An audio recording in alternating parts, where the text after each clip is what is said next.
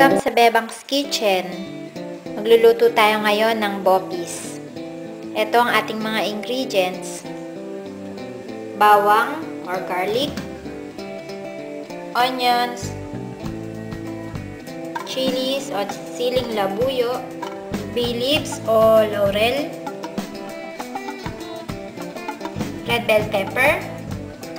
Gagamit din tayo ng buto ng atsuete, water. Diyan natin mamaya ilalagay itong buto ng atsuete para makuha natin yung red color nito. Mantika, vinegar, patis, at paminta. At ito naman yung gagamitin nating pork liver. Nakat ko na rin na pork heart at pork kidney. Napakuluan ko na yan. At kinat ko na ng maliliit. Muna natin itong buto ng atsuete dito sa hot water para makuha na natin yung red na color niya. Babad lang muna natin ng mga 10 minutes. Umpisahan na natin ang pagluluto ng boppies. Lalagyan muna natin itong ating kawali ng mantika. Pag mainit na yung mantika, pwede na ilagay ang bawang.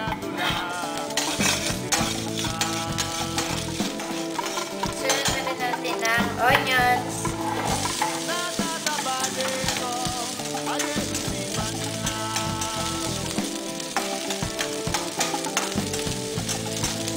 Pagluto na yung onions, pwede na rin natin ilagay itong nakat nating mga ricado sa boppies.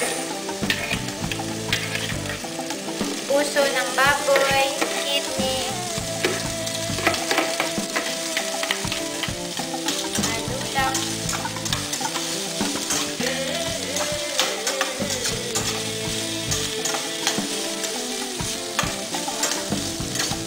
pwede na rin natin isunod itong pork liver.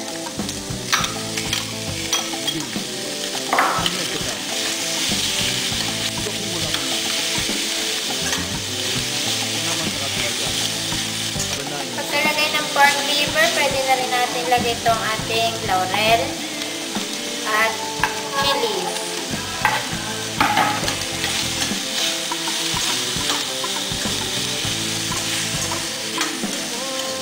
Pagkalagay ng sili at dahon ng laurel, lagyan na rin natin ng paminta. Lagyan na rin natin ng fish sauce.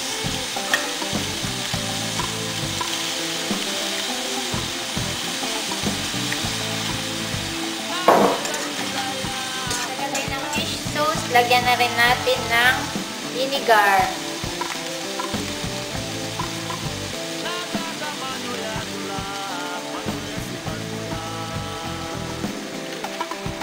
Pagkalagay ng vinegar, huwag mo nang hahalo. Once na maluto na yung suka, pwede na nating halu-haluin. Pwede na rin natin isunod itong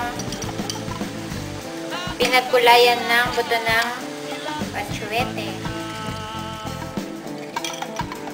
Tatakpan at pakuluan muna natin ng 10 to 15 minutes. After ng 10 minutes natin siyang pinakukuluan, pwede na nating ilagay itong red bell pepper. Huling tatakpan, lutuin pa natin ng 2 to 3 minutes yung red bell pepper. Makaraan ng 2 to 3 minutes, check natin kung ating pinakukuluan. Natuyuan na rin, konti na lang yung sauce niya. Patayin na natin yung apoy. At pwede nang i-serve. Ito na yung naluto nating boppies. Ayan. Kainan na. Enjoy cooking.